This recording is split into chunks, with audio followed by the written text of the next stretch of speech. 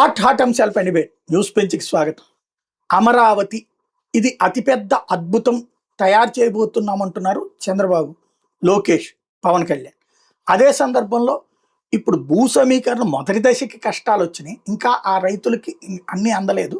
ఇప్పుడు కొత్త కష్టాలు వస్తున్నాయి, మళ్ళీ భూ సమీకరణ అంటే ఇస్తున్నారు ఎగబడి అని ఒక పక్కన ప్రభుత్వం చెప్తుంటే ఇవ్వమని చాలా చోట్ల ప్రతిఘటిస్తున్నారు అన్నటువంటి పాయింట్ వినబడుతుంది.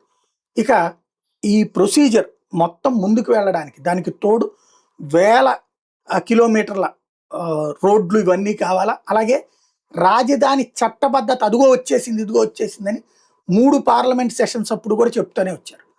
ఇంతవరకు ఆ చట్టబద్ధతకు సంబంధించినటువంటి స్పష్టత రాలేదు. అమరావతి 29 గ్రామాల రాజధాని అంటే కాదు బెజవాడ గుంటూరు కలిపి అంటున్నారు. కానీ ఆ 29 గ్రామాల ప్రాంతంలోనే అన్నిటి డెవలప్మెంట్ ప్రాజెక్ట్స్ ముందుకెళ్తున్నాయి. ఇది ఒక పెద్ద సందేహంగా ఉంది. అసలు ఈ వ్యవహారాలకి పరిష్కారం అయ్యి హైదరాబాదు, బెంగళూరు, చెన్నై లాంటి నగరాలతో పోటీగా అమరావతిని తీసుకురావడానికి బీజాలు ఈ దశలో ఈ షిఫ్ట్లో లేదా ఈ టర్మ్లో పడతాయ్యా? ఈ అంశం గురించి మాట్లాడేందుకు ప్రస్తుతం మనతో పడుతున్నారు జనచైతన్య వేదిక అధ్యక్షులు లక్ష్మారెడ్డి గారు. నమస్తే అండి. ఏమంటారు, అమరావతికి సంబంధించి సరైన దిశలోనే వెళ్తోంది ప్రభుత్వం? అమరావతి భావన 2014లో చంద్రబాబు నాయుడు అధికారంలోకి వచ్చిన తర్వాత ప్రజల ముందు పెట్టాడు. గతంలో రాజధానులన్నీ కూడా మీరు చెప్తున్న హైదరాబాద్ కానీ, బెంగళూరు కానీ, చెన్నై కానీ, ఢిల్లీ కానీ కొన్ని వందల సంవత్సరాల చరిత్రలో క్రమంగా అభివృద్ధి అవుతూ ఈ దశకు వచ్చినాయి. కానీ ఈ అమరావతిని 5 సంవత్సరాల్లోనే ప్రపంచంలో 5వ అతిపెద్ద నగరంగా మారుస్తారని, లేకపోతే భారతదేశంలో అత్యున్నత స్థాయికి తీసుకెళ్తారని చాలా పెద్ద పెద్ద మాటలు చెప్పి ముందుకు వచ్చారు. చాలామందికి అమరావతిలో పెట్రోల్ పెట్టాలి, అమరావతిలో భూమి ఉండాలి, అమరావతిలో నాకు స్థలం ఉండాలి అనే క్రేజ్ ప్రారంభంలో డెవలప్ చేశారు. అంతర్జాతీయంగా చాలామంది చాలా చోట్ల ఉన్న వాళ్ళు అమరావతికి వచ్చి అక్కడ ఎంతో కొంత భూమి దొరికితే చాలు అనే భావంతో ఉన్న భూములు వీళ్ళే కొనటం, కొన్న భూములను వీరే మళ్ళీ ప్రభుత్వానికి ఇవ్వటం, అదొక పెద్ద ఎత్తున అదొక దాదాపు 15-20 వేల ఎకరాలు వీళ్ళు కొని, బయట వాళ్ళు కొని మళ్ళీ ప్రభుత్వానికి ఇచ్చేయటం. దాంతో అందరూ చిన్న చిన్న రైతులందరూ కూడా మొత్తం అయిపోతూ ఉంది, ఇంకా మనం విడిగా ఉండి ఏం ఉపయోగం లేదని ఇచ్చేసారు. సుమారు 33 వేల ఎకరాల దాకా ఇచ్చారు. మరొక 17-18 వేల ఎకరాలు ప్రభుత్వ భూమి, రకరకాల భూములు కలిసి, సో 50 వేల ఎకరాలతో ప్రారంభమైంది. ఆ ప్రారంభించిన వాళ్ళు ఆ 5 సంవత్సరాల్లో కొంత స్పీడప్ చేస్తే బాగుండేది. 5 సంవత్సరాల్లో ఎక్కువగా డిజైన్లు చూపించి, ఇదో సింగపూర్ మోడలు, లేకపోతే మలేషియా మోడలు, లండన్ మోడలు, అట్లా రకరకాలు చెప్పుకుంటూ చివరికి ఆయన సినీ డైరెక్టర్ రాజమౌళి దగ్గరికి తీసుకొచ్చారు. అట్లా కాలం గడిచిపోయింది. వైకాపా అధికారంలోకి వచ్చిన తర్వాత ఈ పరిస్థితి అంతా గమనించి ఇక్కడ ఎక్కువ ఒక సామాజిక వర్గం వాళ్ళ చేతుల్లోకి ఈ భూమి అంతా వెళ్ళిపోయింది, దీన్ని మనం స్పీడ్గా డెవలప్ చేసి ఇక్కడే రాజధాని ఏర్పాటు చేస్తే వీరి యొక్క ఆస్తులు కానీ వీరి యొక్క ఆదాయాలు కానీ గణనీయంగా పెరుగుతాయి అనే ఉద్దేశం మనసులో పెట్టుకొని ఆ అభివృద్ధికి డీసెంట్రలైజ్ చేద్దాం, ఆర్థిక అభివృద్ధి విశాఖపట్నంలో, మరికొంత అభివృద్ధి న్యాయ రాజధాని అనే పేరుతో కర్నూలు ఆ ప్రాంతంలో, ఇట్లా డీసెంట్రలైజ్ చేద్దామనే ఆలోచనతో కొంతకాలం గడిపారు. అట్లా ఒక 5 సంవత్సరాలు గడిచిపోయింది. ఇప్పుడు కొంత స్పీడప్ చేయటం జరిగింది. ఇప్పుడు కూటమిలో భాగస్వామ్యంగా ఉండటం, కేంద్ర ప్రభుత్వం అందులో భాగస్వామ్యం కావటం, పవన్ కళ్యాణ్ భాగస్వామ్యం కావటం, మెజారిటీ సీట్లు రావటం, చాలా కాలం నుంచి ఉన్న కోరికని త్వరగా తీర్చాలనే తపనతో దాదాపు 60,000 కోట్ల రూపాయల వరకు రకరకాల లోన్స్ తీసుకొచ్చి అందులో ఎక్కువ భాగం టెండర్స్ పిలవటం, కాంట్రాక్ట్లు ఇవ్వటం, పని స్టార్ట్ చేయటం జరిగింది. సో ఈ పని ఎక్కువ ఏంటి, రోడ్లు వేయటం, లేదా కొన్ని పూర్తి కావాల్సిన భవనాలు పూర్తి చేయటం, ఇలా కొనసాగుతాం. మరొకవైపున సెంట్రల్ గవర్నమెంట్కి సంబంధించిన బ్యాంకులు రావటం, బ్యాంకుల యొక్క హెడ్ ఆఫీసులో శంకుస్థాపన చేయటం, సెంట్రల్ గవర్నమెంట్ ఆఫీసులు లేక ఆర్బీఐ లాంటివి, రాష్ట్ర ప్రభుత్వం యొక్క ఆఫీసులు, ఎక్కువ ఆఫీసులు కనపడుతున్నాయి. కానీ విశాఖపట్నంలో వచ్చినట్టుగా ఐటీ కానీ ఇతర పెద్ద పెద్ద భారీ పరిశ్రమలు కానీ ముందుకు రావట్లేదు. ఈ నేపథ్యంలో దీన్ని ఈ మేరకు కొనసాగిస్తూ ఉండాల్సిన పరిస్థితి పోయి మరొక 30-40 వేల ఎకరాలు కావాలి, మళ్ళా భూ సమీకరణ చేస్తాం, ఇన్ని గ్రామాలకు విస్తరిస్తాం, ఇక్కడ ఒక 5,000 ఎకరాలతో ఎయిర్పోర్ట్ తీసుకొస్తాం, 1,500 ఎకరాలతో రైల్వే స్టేషన్ తీసుకొస్తాం, ఒక 250 ఎకరాలతో కల్చరల్ సిటీ తీసుకొస్తాం, ఇట్లా రకరకాల పేర్లు చెప్పి మళ్ళా అదనంగా భూమి కోసం ప్రయత్నం చేస్తాం. ఎప్పుడైతే అదనంగా భూమి కోసం ప్రయత్నం చేస్తున్నారో ముందు ఇచ్చిన రైతుల్లో ఒక రకమైన తీవ్రమైన నిరాశ, నిస్పృహ. అంటే సప్లై పెరుగుద్ది, భూమి యొక్క సప్లై పెరుగుద్ది. సప్లై పెరిగే కొంత ఆటోమేటిక్గా ఆ భూమికి డిమాండ్ తగ్గుద్ది. వాళ్ళు ఎంతో ఆశించారు, ఒక గజం 60,000కో 70,000కో 1,00,000కో వెళ్ళిపోద్ది, మాకు వచ్చిన 1,200-1,300 గజాలకి ఇంత అమౌంట్ వస్తుందని చాలా ఊహల్లోకి వెళ్ళారు. ఇప్పుడు ఆ ఊహలు నిజంగా అవటానికి కావాల్సిన పరిస్థితులు కనపడటం లేదు. కారణం ఈ అదనంగా భూమి తీసుకుంటామని ప్రచారం చేయటం ఒకటి, వేగంగా అభివృద్ధి కార్యక్రమాలు రాకపోవటం. ఒక 1000 మందికి ఉద్యోగాలు అందించే పెద్ద కంపెనీ కానీ, పెద్ద ఐటీ కంపెనీ కానీ, పెద్ద బడా కంపెనీలు కానీ, మల్టీనేషనల్ కంపెనీలు కానీ ఏమీ ఇక్కడ పెట్టుబడి పెట్టడానికి సిద్ధంగా లేవు. అంటే ఇది ఒక పారిశ్రామిక నగరంగా, ఇది ఒక ఎక్కువ మందికి ఉపాధి అందించే నగరంగా చూడటంలా పారిశ్రామికవేత్తలు కానీ, పెట్టుబడిదారులు కానీ. ఇది ఒక అడ్మినిస్ట్రేటివ్ బ్లాక్గానే చూస్తున్నారు. ఆ మేరకు మాత్రమే అభివృద్ధి జరుగుతూ ఉంది. రైట్. అంటే ఇవాళ చంద్రబాబు గారు చెప్పడం కానీ, లేకపోతే తెలుగుదేశంని నమ్మేవాళ్ళు కానీ, బాబు గారిని బలంగా నమ్మేవాళ్ళు కానీ, మీరు చెప్పినట్టు 100 సంవత్సరాల చరిత్ర కలిగిన హైదరాబాద్ అయినా సరే, అసలు ఒక ఉన్నట్టుండి దాన్ని పికప్ కావడానికి, ఇవాళ ఈ స్థాయికి రావడానికి చంద్రబాబు గారే కారణం. కాబట్టి ఇక్కడ కూడా అమరావతిని ఆ విధంగా తీసుకురాగలరు. క్రిందసారి తీసుకొస్తుంటే ఆయన టర్మ్ పూర్తి అయిపోయింది, అప్పుడే కంటిన్యూ అయిపోయి ఉంటే ఇప్పటికే హైదరాబాద్ అయిపోయి ఉండేది. ఇప్పుడు ఈ దఫా మాత్రం తీసుకొచ్చేస్తున్నారు అంటున్నారు. ఎంతవరకు వాస్తవం? అంటే చంద్రబాబు వచ్చింది 1995 ఆ ప్రాంతంలో. అంతకుముందే నిజాం నవాబు ప్రపంచంలో అతి ధనవంతుడైన రాజుగా పేరు పొందిన పరిస్థితి. ఉర్దూ లాంగ్వేజ్లో మొదటిసారిగా ఉస్మానియా యూనివర్సిటీలో పీజీ కోర్సెస్, టెక్నికల్ కోర్సెస్ కూడా పెట్టిన పరిస్థితి. అట్నే రైల్వే లైన్లు కానీ, బేగంపేట విమానాశ్రయం కానీ, సికింద్రాబాదు, ఇట్లా రకరకాల స్టేషన్స్ కానీ ఇవన్నీ డెవలప్ అయి ఉండి భారతదేశంలో మొదటి 4-5 నగరాల్లో అదొక నగరంగా కొనసాగుతుంది. ఆ టైంలో ఈ ఐటీ ప్రాముఖ్యత పెరగటం, Y2K ప్రాబ్లం రావటం, ప్రపంచవ్యాప్తంగా ఆ ప్రాబ్లం రావటం, దాన్ని అందిపుచ్చుకున్నాడు. ఈ అందిపుచ్చుకోవటం అనేది చంద్రబాబు నాయుడు అందిపుచ్చుకోవడమే కాదు, పూనాలో అదే పరిస్థితి జరిగింది, గురుగాంలో అదే పరిస్థితి జరిగింది, బెంగళూరులో, చెన్నైలో చాలా ప్రాంతాల్లో అదే పరిస్థితి జరిగింది. ఇక్కడ కన్నా ఇప్పుడు బెంగళూరు ఎక్కువ ఐటీ ఎగుమతులు ఎక్కువ జరుగుతుంది. ఏ ప్రాంతం అంటే బెంగళూరు. అక్కడేం చంద్రబాబు నాయుడు లేడు. కాబట్టి ఈ గొప్పతనం చంద్రబాబు నాయుడుకి ఆపాదించడం కన్నా ఈ గొప్పతనం ఆనాడున్న ఆర్థిక పరిస్థితులు, ఆనాడున్న టెక్నాలజీ పరిస్థితులు, ఆనాడున్న అవసరాలు, అది ప్రధాన కారణం. అంటే అక్కడ Y2K ఉంది, ఇప్పుడు వచ్చేటప్పటికి ఆర్టిఫిషియల్ ఇంటెలిజెన్స్ లేకపోతే క్వాంటమ్ ఇట్లాంటివి ఇప్పుడు వస్తున్నటువంటి వైరల్ ఇష్యూస్, మార్పు ప్రపంచం, ఈ మార్పుల్ని ఇక్కడ అమరావతి హెడ్ క్వార్టర్గా తీసుకొస్తున్నానన్నది చంద్రబాబు గారు పదే పదే చెప్తున్నారు. ఈ రెండిటికి హబ్గా తయారవుతుందని. అంటే మాటలు అలాగే చెప్తున్నాడు, కానీ ఆచరణలో A1 అభివృద్ధి కావాలన్నా, క్వాంటమ్ అభివృద్ధి కావాలన్నా విశాఖపట్నం ఎన్నుకుంటారు తప్పితే, చంద్రబాబు నాయుడు అడిగాడు కాబట్టి, కోరాడు కాబట్టి రాజధాని ప్రాంతంలో వాటిని పెట్టడానికి ఇష్టపడరు. బలవంతంగా ఇష్టపడవచ్చు, బట్ ఆచరణలో పెట్టుబడులు పెట్టడానికి, వేగంగా అభివృద్ధి చేయడానికి ముందుకు రారు. ఆ వాతావరణం లేదు, ఆ కాస్మోపాలిటియన్ కల్చర్ లేదు, ఆ రకమైన కనెక్టివిటీ లేదు. ఇప్పుడు వైజాగ్ ఉందనుకోండి, అటు ఎయిర్వే, సముద్ర మార్గం, రోడ్ మార్గం ఇవన్నీ ఉన్నాయి. అక్కడ స్టీల్ ఫ్యాక్టరీ రావటం, అంతకుముందు పోర్ట్ ఉండటం, ఆంధ్ర యూనివర్సిటీ ఉండటం, రకరకాల కారణాలతో అక్కడున్న ప్రజానీకం కూడా విభిన్న రాష్ట్రాల వాళ్ళు, విభిన్న భాషలు, విభిన్న సంస్కృతుల వాళ్ళు అక్కడ ఉన్నారు. సో అది వాళ్ళకి అనుకూల వాతావరణం, ఎంప్లాయ్మెంట్కి కానీ, ముందుకెళ్ళడానికి కానీ. ఘర్షణ వాతావరణం లేదు. విశాఖపట్నం వీలైనంత వరకు శాంతియుతంగా వెళ్ళే వాతావరణం. ఇక్కడ అమరావతి వచ్చేటప్పటికి ఏమవుతుందంటే ఒక భయం క్రియేట్ అయింది. ఒక సామాజిక వర్గం యొక్క పెత్తనం ఎక్కువ ఉంటుందని, వాళ్ళ ఆధిపత్యం ఎక్కువ ఉంటుందని, రాజకీయ ఆధిపత్యం ఎక్కువ ఉంటుందని, వాళ్ళ మాట వినకపోతే ఘర్షణ వాతావరణం వస్తుందని, దాడులు చేస్తారని, ఈ భయానక వాతావరణం ఎక్కువైంది.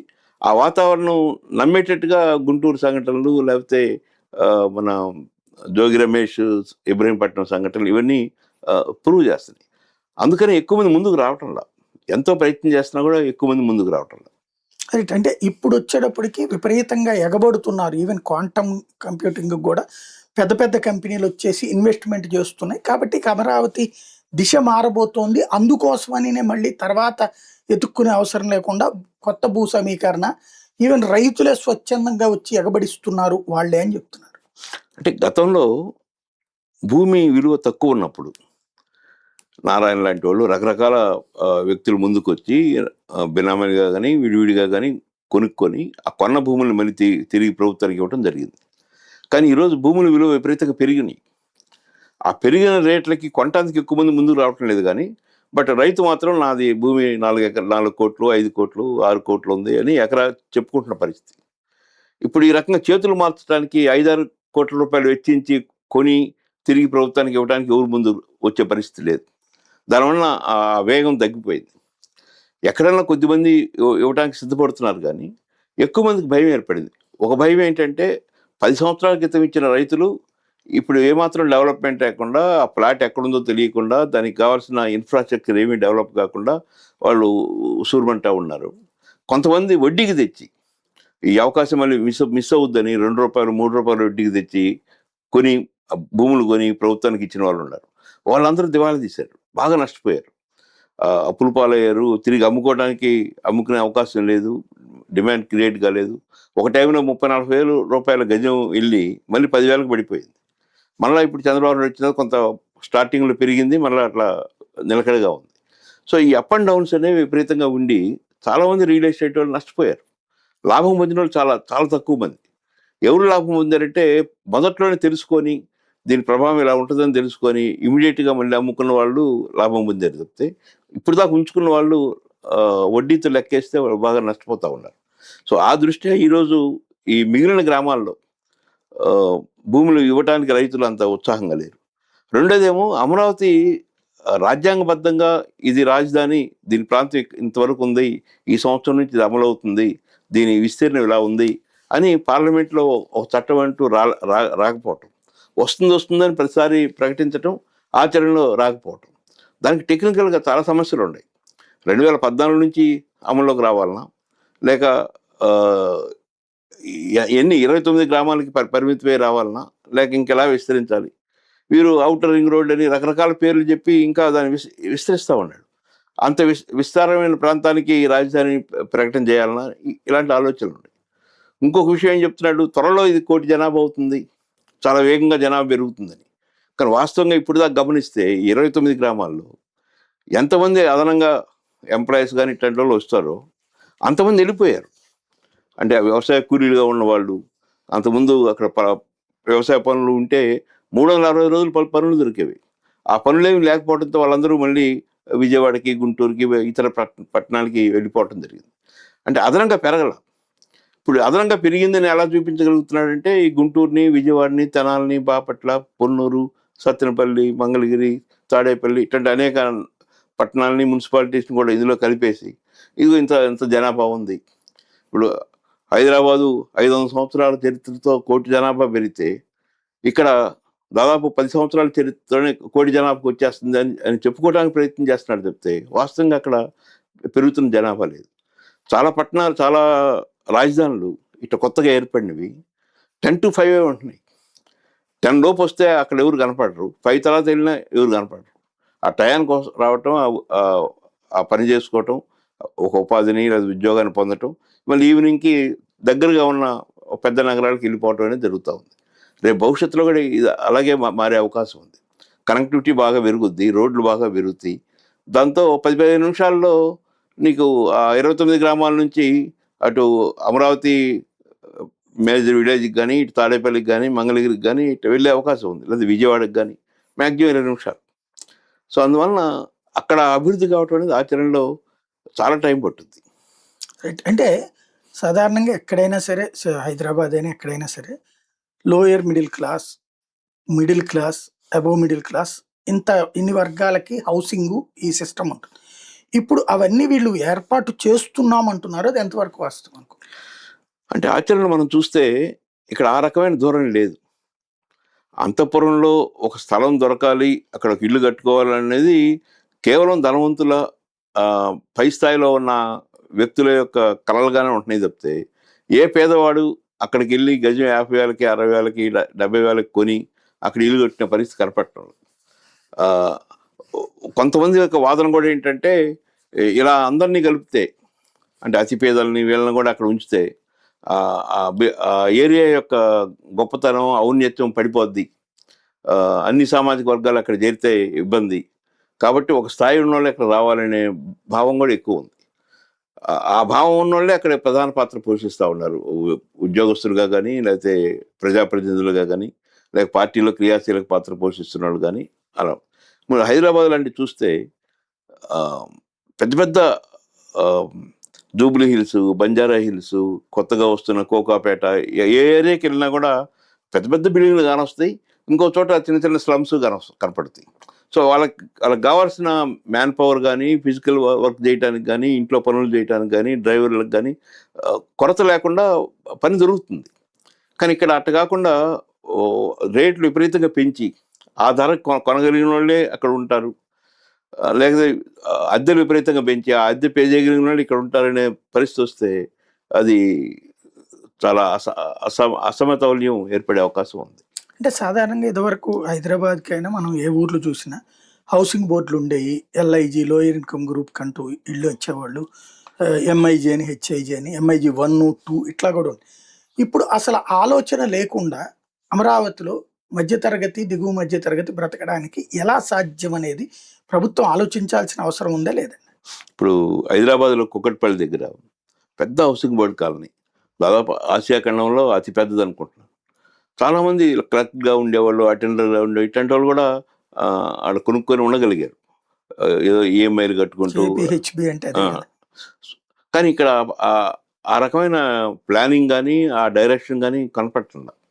ఇది కేవలం ధనవంతుల స్వర్గధామంగా, ఒక అత్యున్నత వర్గాలకి ఒక కేంద్రంగా ఉంచాలని చూస్తున్నారు. అది ఇబ్బంది కలుగుద్ది. రైట్. ఈ భూ సమీకరణ అన్నటువంటిది మొత్తం చేసి ఇదంతా అంటే ఇక్కడ ప్రచారం వైసీపీనేమో ఆల్రెడీ క్రిందటిసారి అమరావతిని వదిలేసింది, ఇప్పుడు రెండోసారి వచ్చేటప్పటికి దాని మీద ప్రచారం చేసుకొస్తుంది. ఇదిగో ఇన్ని వేల కిలోమీటర్, ఇన్ని వందల కిలోమీటర్లు అంటే ఎట్లాగా, దానికి అయ్యే ఖర్చు ఇంత, 1,00,000 కోట్లు అవుద్ది, లేకపోతే ఇదేమో 100 ఏళ్లలో పట్టిద్ది, ఇప్పుడు 1000 ఏళ్ళు పడుతుంది, ఇట్లా.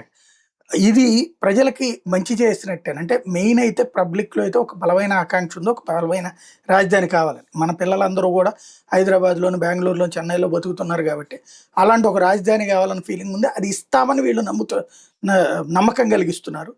అది సాధ్యం కాదని వాళ్ళు నమ్మకం కలిగించే ప్రయత్నం చేస్తున్నారు. దానివల్ల దెబ్బతిన్నా కూడా వాళ్ళ ఆలోచన అయితే అదే విధంగా ఉంది. పబ్లిక్ దీంట్లో పబ్లిక్ రియలైజ్ అవ్వాలా, వైసీపీ రియలైజ్ అవ్వాలా? ఇప్పటివరకు వైసీపీ కొంత రియలైజ్ అయినట్టుగా కనపడుతూ ఉంది. ఎందుకంటే గతంలో 3 రాజధానులు అనే పేరు ఇప్పుడు మాట్లాడుతున్నారు. దాని బదులు ఏం మాట్లాడుతున్నారంటే విజయవాడ నుంచి గుంటూరు మధ్య హైవేకి అటు ఇటు ఏర్పాటు చేస్తే బాగుండేది, తక్కువ ఖర్చుతో పూర్తయ్యేది, ప్రజలందరికీ ఉపయోగకరంగా ఉండేది అనే దృష్టితో మాట్లాడుతున్నారు. ఇప్పుడున్న ఈ ఆచరణ గమనిస్తే రాజధాని అమరావతి అనేది ఇక ఎవరు ఆపలేరు, అది ఆ స్థాయికి వచ్చేసింది. తర్వాత కొన్ని వేల కోట్ల రూపాయల పెట్టుబడులు పెట్టి కన్స్ట్రక్షన్స్ ప్రారంభమయ్యి రోడ్లు ఇట్లాంటివన్నీ, రైలు కనెక్టివిటీ ఇవన్నీ వచ్చేస్తూ ఉన్నాయి. సో ఈ నేపథ్యంలో రాజధాని ప్రజా రాజధానిగా ఉండాలి, రాజధాని అందరి రాజధానిగా ఉండాలి, రాజధానిలో అన్ని రకాల వర్గాల ప్రజలు నివసించడానికి యోగ్యంగా ఉండాలి అని ఒక కన్స్ట్రక్టివ్గా, ఇదిగో ఈ నాన్ టీచింగ్ స్టాఫ్కి ఎక్కడ అవకాశం కల్పిస్తున్నారు, ఈ క్లర్క్స్కి ఎక్కడ ఏర్పాటు చేస్తున్నారు, జడ్జెస్కి ఎక్కడ, ఇట్లా అనేక వృత్తుల వారికి, అనేక స్థాయిల్లో ఉన్న వాళ్ళకి ఎక్కడెక్కడ అవకాశం కల్పిస్తున్నారు, హౌసింగ్ ఎలా చూస్తున్నారు, ఈ యాంగిల్లోకి వెళ్ళి వైకాపా ఎలా చేస్తే బాగుంటుందో, ఏది ఎలా చేస్తే ప్రజా రాజధానిగా ఉంటుందో, అందరి రాజధానిగా ఉంటుందో అనే వైపు దృష్టి పెడితే బాగుంటుందని. రైట్.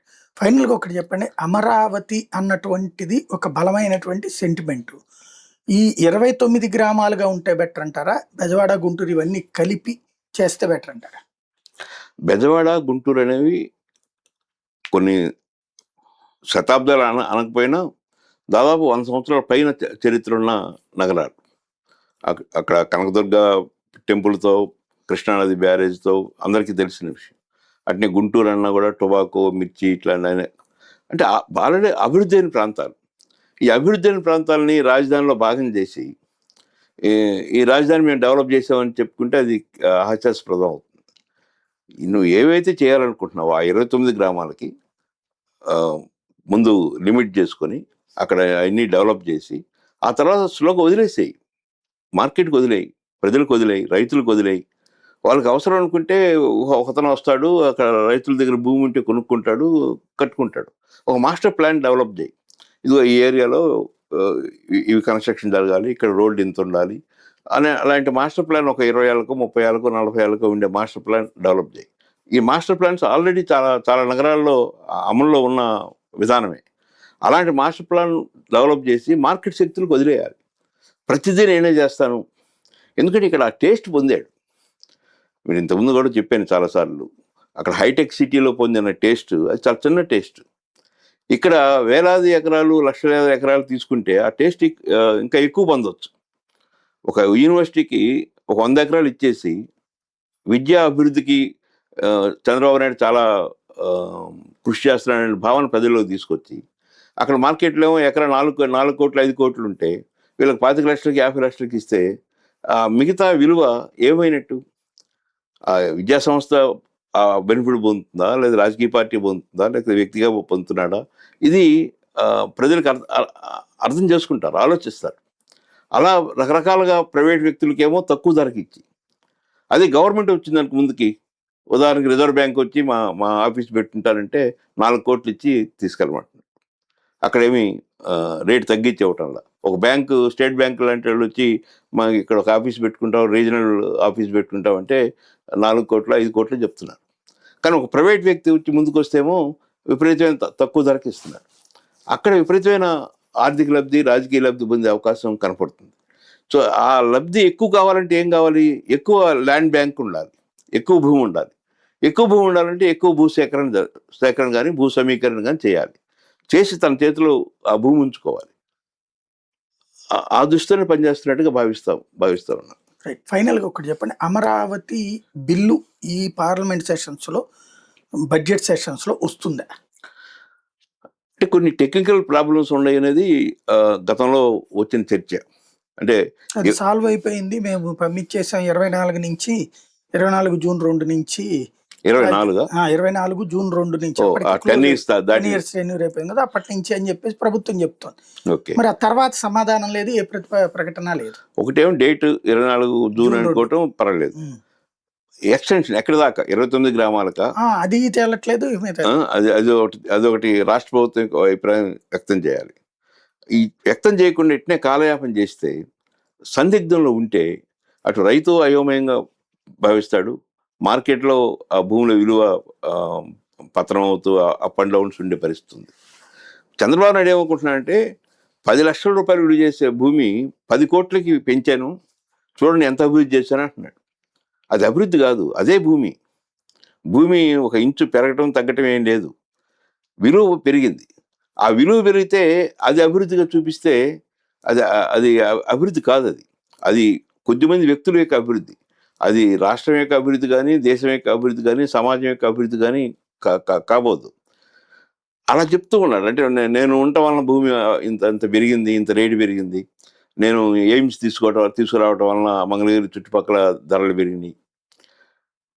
భూమి విలువ అందుబాటులో ఉండి ప్రజలందరూ అక్కడ నివాసం ఉండే అవకాశం కలిగించి ప్రజలందరికీ దక్కే అవకాశం ఉంటే అది నిజమైన అభివృద్ధి. అలా కాకపోతే ఏమవుతుందంటే విలువ పెరిగే కొద్ది, భూమి విలువ పెరిగే కొద్ది కొద్దిమంది చేతుల్లో కేంద్రీకృతమై వాళ్ళ సంపద గణనీయంగా పెరిగే అవకాశం ఉంది. ఈరోజు భారతదేశంలో బ్లాక్ మనీ అంతా ఎక్కువ భాగం దాచిపెడుతుంది భూమిలోనే. 10 లక్షలకు కొంటాడు, కానీ 1,00,000 కొన్నట్టు రిజిస్ట్రేషన్ చూపిస్తాడు. సో అక్కడ 1,00,000 వైట్ మనీ కనపడుద్ది, 9 లక్షలు బ్లాక్ మనీ ఆ భూమిలో దాగి ఉంటుంది. సో అలాంటి పరిస్థితి ఎక్కువ అవుతా ఉంది. Thank you very much. ఇది పరిస్థితి. అమరావతి అన్నటువంటిది రాజధానిగా ప్రజలందరూ కోరుకుంటున్నారు. కాకపోతే దాన్ని త్వరగా ఒక సిస్టమేటిక్గా ఎక్కడ ఎన్ని ఎకరాలు, ఎన్ని వేల ఎకరాలు, అలాగే అందులో బెజవాడ గుంటూరు ఉందా లేదా, అసలు ఎప్పుడు చట్టబద్ధత, ఈ స్పష్టత రాష్ట్ర ప్రభుత్వం ఇవ్వాలి, అదే సందర్భంలో కేంద్ర ప్రభుత్వం చెయ్యాలి. ఎప్పుడు వస్తుందన్నదే అందరూ ఎదురు చూస్తున్నాం.